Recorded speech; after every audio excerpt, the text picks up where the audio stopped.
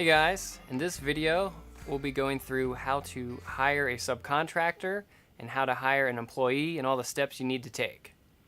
So for hiring a subcontractor, the first form you need to give them is a 1099 form. We'll supply that attached below. Also, your accountant will have these forms.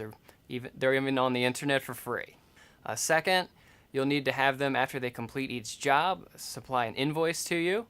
And if they're working for a longer period of time for you and it's for weeks and weeks and weeks, they might give you invoices every week, every 2 weeks, and you can decide how you want to go about doing that.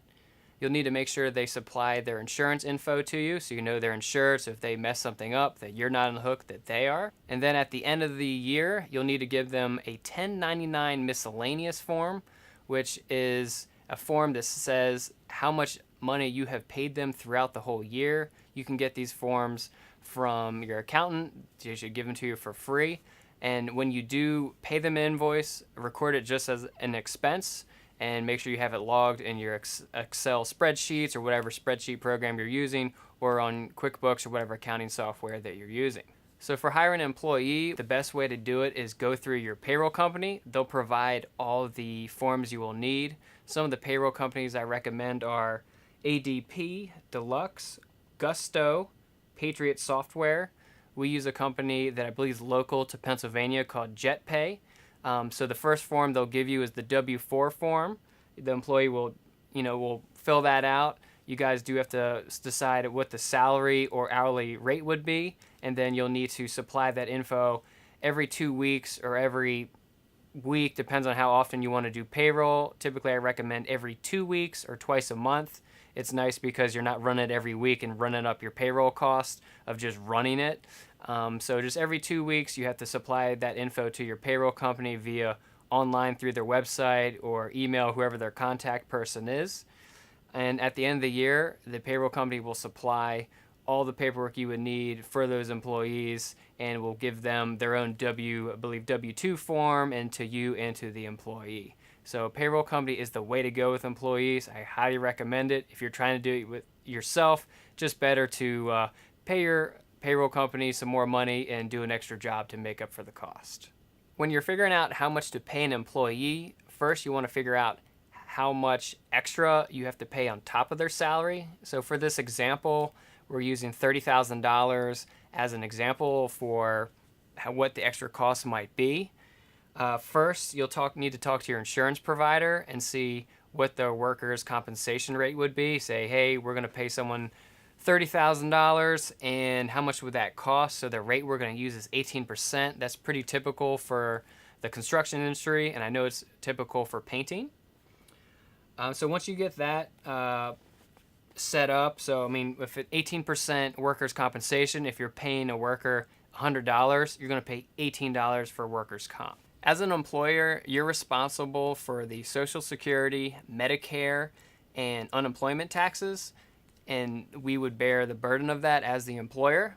And what that looks like is the employer is responsible for 6.2% for Social Security, 1.45% for Medicare, and unemployment taxes, they do differ by state, and for example, it could be for Pennsylvania 2.8% up to 10% for the first $10,000 of an employee. This really differs state by state, and usually it's capped up to the first $10,000 or $15,000 you pay an employee. So our example is an employee in PA. We would pay him, say, $30,000, and you can see the workers' comp for that would be $5,400. So that's 18% of $30,000. Social Security would be $1,820. Medicare $435.